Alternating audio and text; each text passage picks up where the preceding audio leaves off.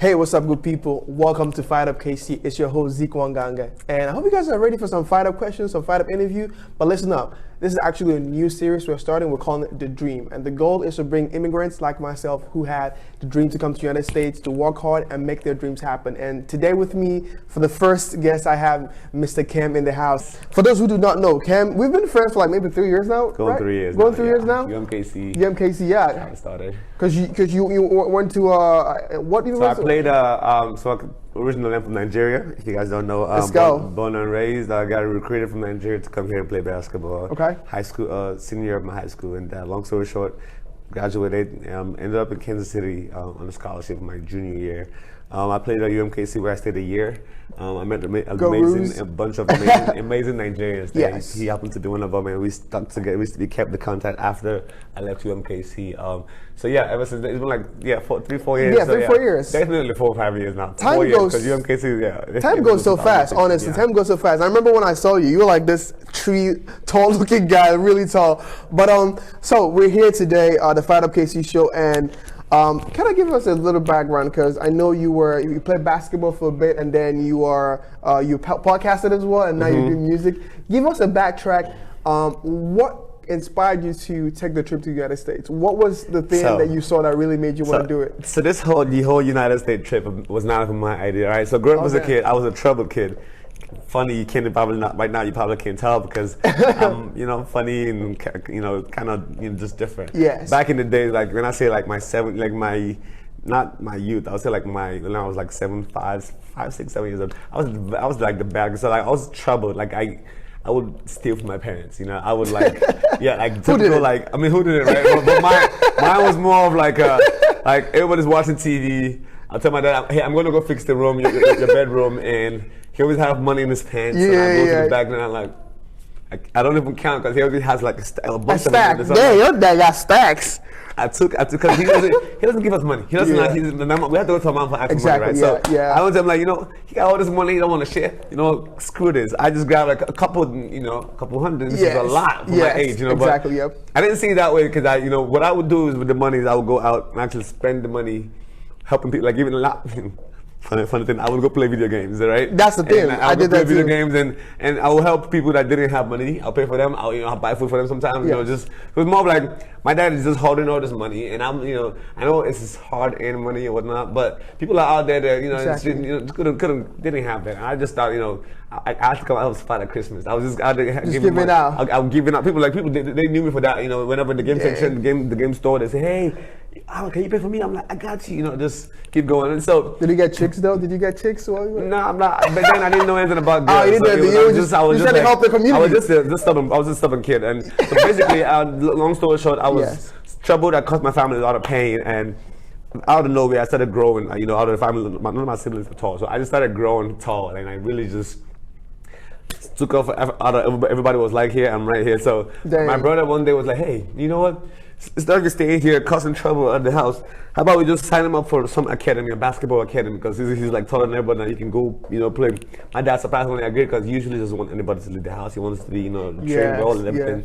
So I ended up sending me out the house. Every morning I get up the house at 8 a.m. in the morning, go to the National Stadium in Lagos, go there and play basketball from morning to like 10 p.m. Like, wow. Just wanted to get me out the house because if I'm not in the house, I won't be causing trouble. I won't be influenced. So, give me a chance. My first year of playing basketball, they signed me up for that academy. I did not play basketball. I played soccer. Okay. They got me a basketball, and I used basketball to always play soccer because soccer is that's Nigerian. That's what we do in Nigeria. No one knows basketball. Yeah, everybody knew soccer. So I was just focused on that, and for a year, I found out you can make it out of the country, playing basketball in Nigeria. So I'm like, oh, really? Wow. Why not? Because I don't want to be here. I want to live in the country. I don't want to be. Because I was just so stubborn and crazy. And I got to a breaking point where my dad and mom just cried and said, you know what, Kim?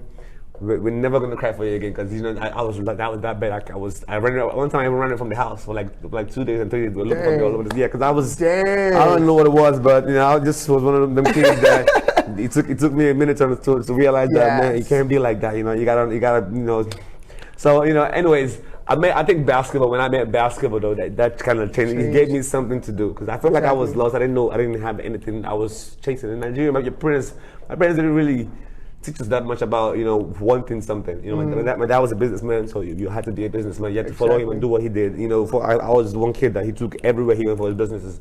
This is why I was able to steal some money, because So like, what is your position in the family? You last kid? I was the third boy. Third boy, okay. So 2 elder brothers and a little sister. And okay. She was the princess. I was like supposed to be the favorite. I was my dad's favorite son, which is why he gave me multiple chances. Even after a while, I stole from him. He still signed me up for academy and gave me money to go play. And my other brothers that were good, they barely got anything from him. But he just, for some reason, so you were like the prodigal son. Yeah, so it's just like I was that one son. Like, exactly, definitely. I think that's the good word for it. Because I did other bad things and I'll come back and he was like, come back. I love you. He don't get me wrong. This man whooped me. When I say I have scars on my body to today, that I remember the things that I did, that he made sure I never forget the whooping he gave me. And I would never forget it, because today to my kids, I'm gonna listen.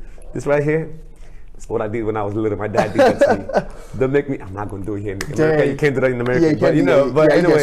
Anyways, I ended up getting. So I took basketball serious after the second year of going to play basketball at the national stadium. I took it serious because I could become something with basketball. Yes. I can. Soccer, everybody played soccer.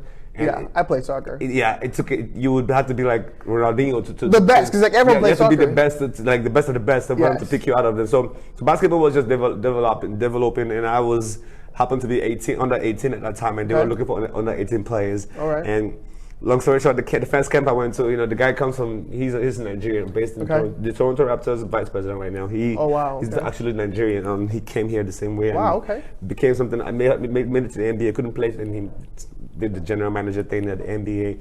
And he's been with Toronto Raptors. So he comes home twice a year, does basketball camp, pick the top 10 players every year, and give him a chance to come to America, like he had, to come study and play basketball. So that's how I ended up, in the United States. Wow. When I was 18.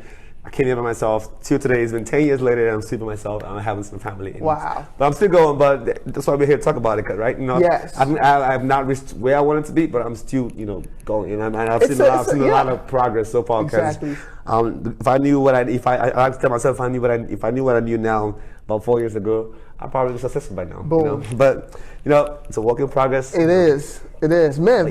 That's such an awesome story. Going back to what you were saying about being like a problem child, because I think like in Nigeria, because without parents growing up, you either have to take it by yourself, or you're not gonna be given anything. Like literally, you have to take it. Like whatever you want to do, you have to do, because they're not gonna give it. It's not like it's not like liberty. For me, what I stole was a car. I used to steal my dad's car. Like he would be sleeping, and I go take it. Let me tell you that. The one thing my dad had that was untouchable was his car. Okay. He had a Mercedes, the E series. Exactly. And he actually bought it, imported it, and he. Okay, that's legit. That's so he. Yeah, you don't play with that. My eldest brother, he's the one person that actually was so, he was so. I want to see how he tried. So my dad told us to wash the car, right? We had, how the car. We're not usually cover the car, right? Wash them car. So. My brother was like, had the key, and he's the only one allowed to hold the key, because he's the eldest, but he still cannot drive the car, but he can even open the door, we're just supposed to wash the car. So you would not think, how would your dad know if the car moved? This car was there, right? He came up from work, like my brother, I think all he did was start the car, and I think he reversed or moved the hand or something like that. My dad came back, knew somebody touched the car and moved the car. And before he came back, he said, "Who touched my car?" Like, without even opening it, who touched my car? I just said, I had to. It wasn't me. No, if I didn't do that, everybody was pointing. I was the first, because I was a bad kid. Exactly. I was the first person to all eyes were on me. I'm like, it's and that was the one thing that we couldn't touch it. So yeah, that's crazy. I didn't care for that kind of stuff. I was more into like money. I wanted to buy things that I didn't have. I mean, I couldn't bring him home. Yeah. I actually bought a dog. You bought a dog, a whole dog? They made me return the dog. Which I didn't return. I had to give one of my best friends, and which actually ended up selling. They didn't give me the money. It was so short, but anyways. But that's kind of the dynamics, right? Back home, where like parents are so protective with things, either their cars or the way like, if I work for you, you have to go work for your own stuff, right? Right. Now, so you are originally from what state? Because you're Igbo. Like what state? Yeah, I'm from Anambra, the eastern part of Nigeria. Eastern part of Nigeria. Okay. So you're from the eastern part. Yeah, I'm from Abia State, which is like a couple hours away. But so did you grow up? You didn't grow up in Anambra? No. So I grew up in Lagos.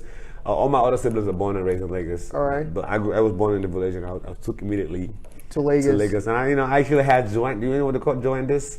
I don't know what joint is. It's like a sickness when you were little. I don't know how the Americans say it, but I call it jaundice. Jaundice. Oh, okay. So it's like an illness when you were little. Like I was little, but my skin was. Oh, my yeah. skin Okay. yellow. Okay. Yeah. My mom. I think we call it chicken pox. Is that chicken pox? No, that's not chicken pox. That's a different thing. No, it's definitely not chicken pox. It's actually the part. But this is like okay. My body was yellow, like my skin yellow. So like my mom one time they actually left me for dead because they thought I was gonna die. I was gonna make it. Okay. They left me under the sun because you had to put you out in the first of the morning sun helps you the skin or whatever. So my mom just abandoned me, went to the church and was praying like, we don't know what we could do. Blah blah. Exactly. Came back when almost a couple hours later. I guess I was healed. I actually was healed, and wow.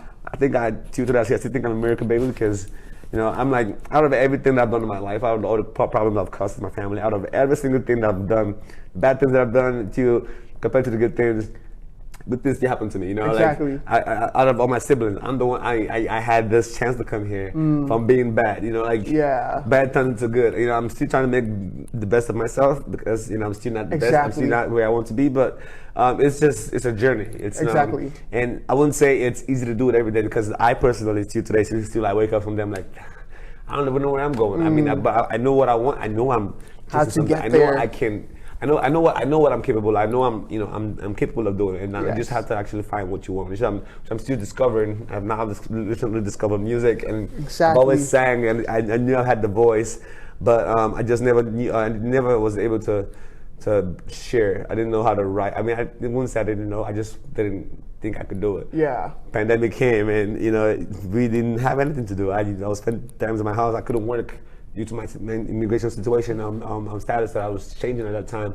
So it left me at home most of the time. So I had to come up with. I was like, Cam, you cannot be at home watching TV 24/7 and be lazy.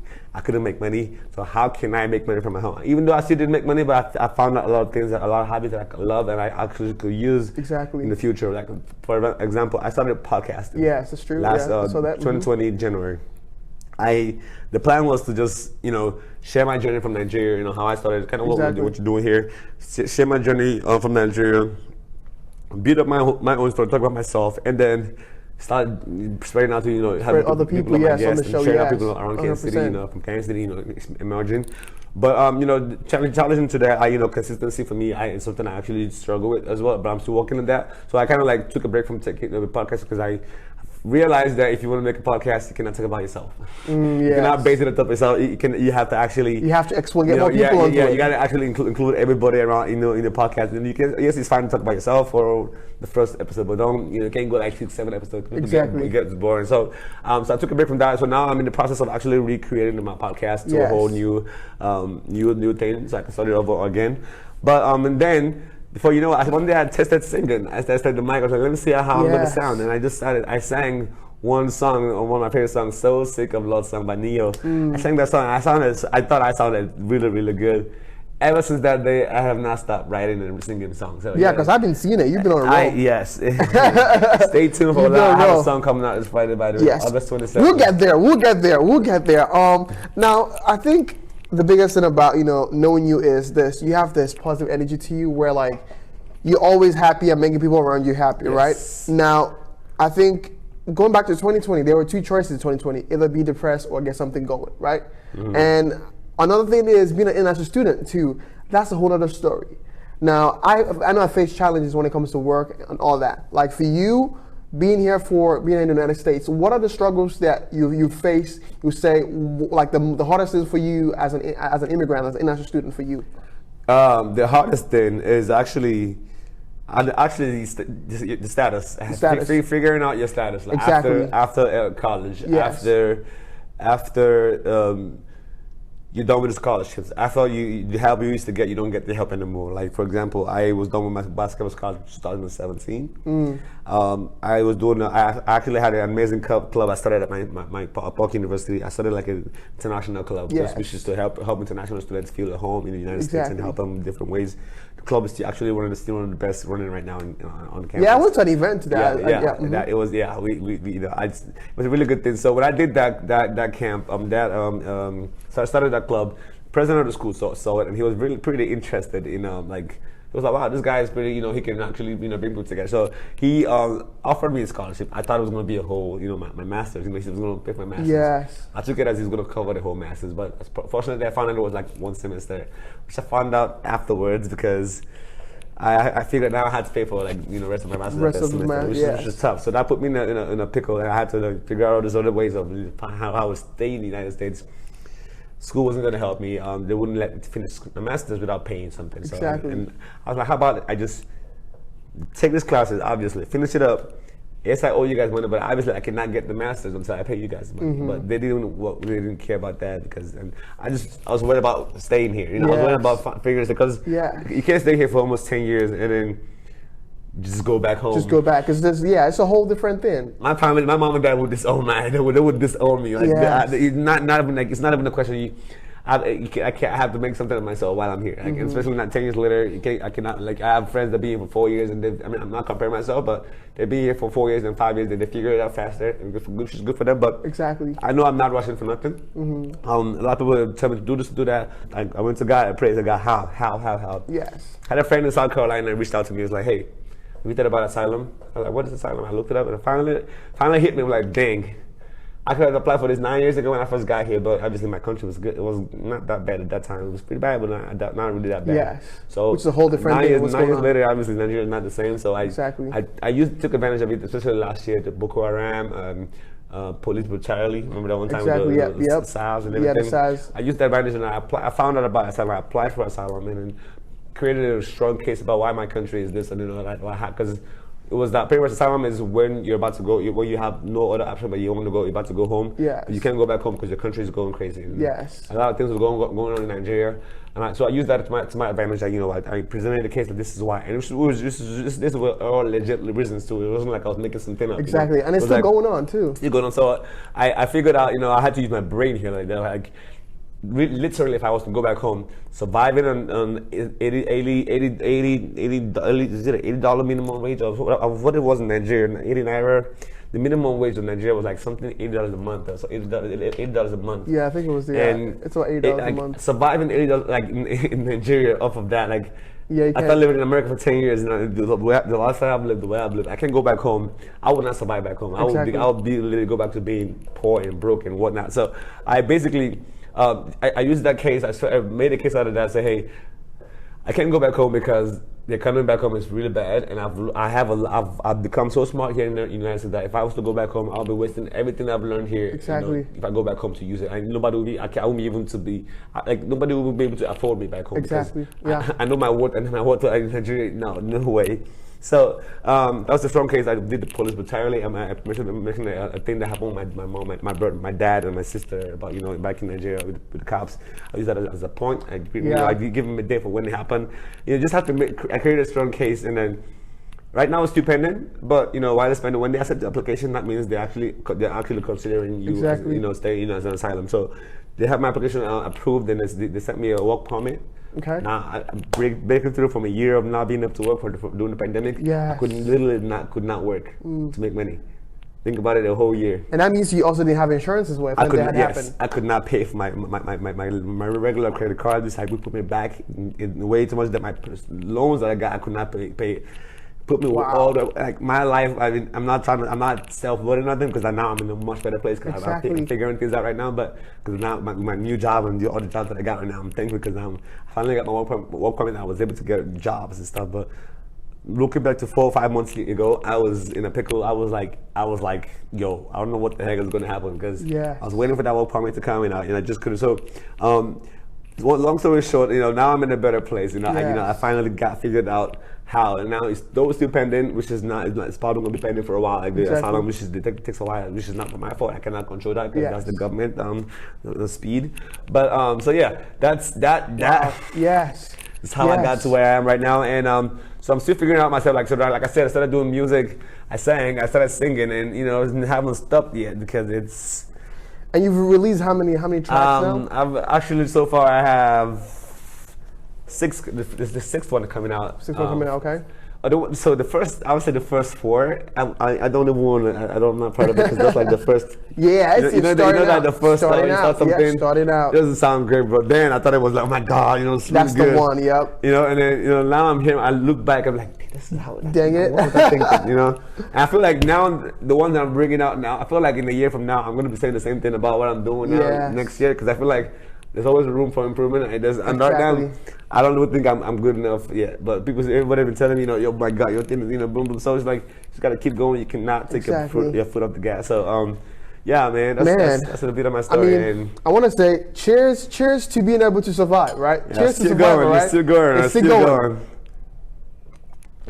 But yeah, I think as an international, because I'm an international student as well. Yeah. The struggle is the status, right? Because one thing to come here, and there's another thing to. Because for me, I didn't have a full scholarship, which is something you were, it's a favor for you to get that. Yeah, full, like literally full, like the whole time here. Like I paid for maybe a couple of fees and class fees and stuff like that. Yes. But tuition was taken care of. That's a relief. Scholarship. Like I took I did 6 years, pretty much 6 years of college. I took one year off due to my injury. One time I lost my status actually. I forget about that. I lost my status in my freshman year. I lost my status because I realized when I left my high school to college, they canceled my I-20. My I-20. Yes. And I did not know about it. So and the new school I went to did not tell me about it. And I was the whole school the whole year under like the I-20 was invalid. Pretty much like it was canceled. Wow. So I was living here illegally for 2 years plus. Without knowing. And I got to Colorado, which is I went to. I told you about the on the way here. Yes. I got there. I found a lady, a super nice lady. I would never forget her, Rochelle Wallace. She's so great.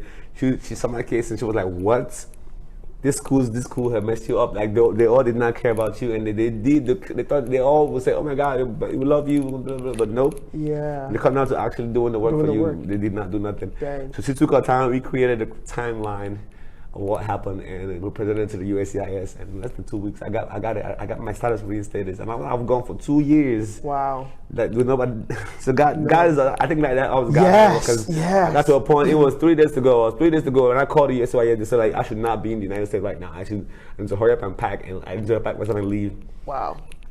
3 days later, I got a phone call for a full ride scholarship to finish up my sophomore year. Wow. In Colorado. Wow. I was like, God. Wow. Yeah. It's one of those things where I almost give up. I call my mom. I was like, Mom, this is it, man. I run out of luck. I have to come home because I don't want to be here illegally. I don't want to get deported. So I don't. Exactly. I don't have to wait 10 years before I can come back here. So I just rather go home and. I was good at giving up hope, and God showed up, and boom, he always shows up. So yeah, wow. I'm thankful, man. Like I said, I'm not done. Yes, still coming. We're still coming. So, I mean, I feel like every international student has that call at one time in life. I mean, I've had that call all the time where I'm like, hey, I think this is it. It's you look at like the status. I went out of status too, and I'm like, man, I remember what you told me. Yep, I told you. I was. So it's a struggle that we all face now. I'm happy, and I'm so happy for you that you're able to figure that out and be able to get your work permit and be able to like do your music thing. Now, going forward into your music, and you say you're releasing a new track this week. Yes, it's called Oluwa Bless Me. Awesome. It's one of my favorite songs that I've ever created. Produced by me, one of my friends back in Nigeria made the beat. He made that. I bought it from him and made the track, recorded it, and produced it myself from my room, which is an awesome thing that I learned. In the past. Actually, 4 months, I just actually started making the quality of music you've been hearing lately. I learned it over the course of 4 months because I found this amazing site, and they just taught me a lot of things, and I learned. One thing I've learned about life is when you really want something, you will go actually reach out, and you don't have to even ask anybody. You will go find out and learn it yourself. And that's one thing I noticed about music. I love singing. I told myself, you know what? I've always told all my girlfriends and my ex and I was like, I'm gonna write you a song. One day I'm gonna write you a song. Yeah. And now I've written like almost them freaking like 40 songs actually. Wow. I have like almost 40 plus songs sitting down in us, piled up. Just waiting to. I had to buy all the beats before I can actually release them. But I have a lot of songs to drop. Now, but I have to actually drop them one by one because I have a. How can people listen to your music? The one dropping out. How can they? So the one dropping out, it's gonna be on. I'm probably gonna give them a link. You can also go to my Instagram. Follow me on Kemmiemusic at Kemmiemusic KEMMIE right here. Music. Follow me on Instagram. You see all my updates and my music. You have to click the link right there. It's United States Mastered. I'll click the link and you're gonna listen to all my music. You can also see literally everything I'm doing on Instagram and Snapchat also. Snapchat Cam Hoops. I don't know if you guys do that. Yes. But yeah, that's I'm Kemmiemusic. I don't know. I don't know where to go from here. Yeah, your story is one like it's a miracle. Basically. Man, trust me, it's a miracle. That was I just told you about this much. Just much of it. Yeah. I've lived in 12 states. Wow. Since I've been here, and I've been here for 10 years, right? Like I said, I'll have to go through a timeline to tell you like my story, the actual story, which is where you can find out on my podcast. Actually, my podcast. Go to the podcast and learn more. My podcast that I actually record. It talked up to my journey to how when I got to the United States in my first year in the United States and everything. So it's Keeping Up with Cam Hoops on Instagram. You can follow that as well. It's really you just hear me talk and watch me. I actually made a couple of videos as well. Yeah, so I'm just excited to be able to share your story on my show because I think it's something that motivates people who are back in Nigeria, someone who's out there thinking, hey, I don't know where I'm going to go with what I'm doing right now, but hey, having hope that something will come up. Like you had 3 days to go and then 3 days you got a scholarship. That's like something that I'm telling you, when that didn't happen, I cried. I busted out on the call. I was like, I had a heavy, you know how the heavy thing of tears in your phone. I'm like, I was like, okay. Hung up the phone. I just like busted in tears. Like I was like, what just happened? Like, he's not seen me play. He doesn't watch my tape. He didn't even talk to me before. He just like, want to bring you in. We're so excited to have you here. Blah blah blah. What do you think? I said, yeah. I'm like, excuse my language. Like, heck yeah. Put me on. And 2 days later, I was on a flight to Colorado, bro. Wow. 2 days later, bro. It's like. Wow, miracle, that is miracle. Yeah, so yeah. But we have come towards the end of the show for this episode. But before we go, I want us to play a game. Think fast. So on this game, I'm gonna ask you a question, and you're gonna answer whatever comes to your mind. You answer it, whatever comes to your mind. This question might be easy, some might be hard, but you decide. So here we go. Are you ready? Mm-hmm. All right, let's go. Hit me. So the first question is this: where is Cambodia located? What's it back there? I said back there. I said back there. Cambodia, that's his own. That was an answer. Who is Chiefs coach? And Anderson. Anderson. Okay. What is the color of Zimbabwe flag? Blue. Green, black, something. Okay. What was your first music? My first music, Tonight, Love Tonight, oh my God. You see it? Oh my God, Love Tonight, wow, I almost forgot my own song, what the heck? That was a good one. Well, we've come to the end of the show. I'm happy having Kemmiemusic here with me today, Ikem himself. Let's stop for a second. My full name, let's see if you guys can remember this. Okay. You probably can say it because you're Nigerian, so my full name is Ikemefuna Eriobuna. Ikemefuna Eriobuna. Try that at home. Try it and let me know. Follow me on Instagram. Tell me what you think. If you can say, send me the video saying Ikemefuna Eriobuna. If you get it, I'll shout you out to my song. All right, sweet. Thank you guys for tuning in today. It's a Fired Up Casey show. It's your host, Zeke Wangaga. This is the show that brings the top leaders of Kansas City, and this is our new series called The Dream, where we bring all the dreamers from across the world who have come to the U.S. to accomplish their goals. So thank you, and I'll see you guys next time. But for now, bye-bye, and stay fired up. And it's your boy, Kemmiemusic. Follow me on Instagram, on Snapchat. You know what to do. Boom, boom, boom. All right, see you guys. Boom. Peace.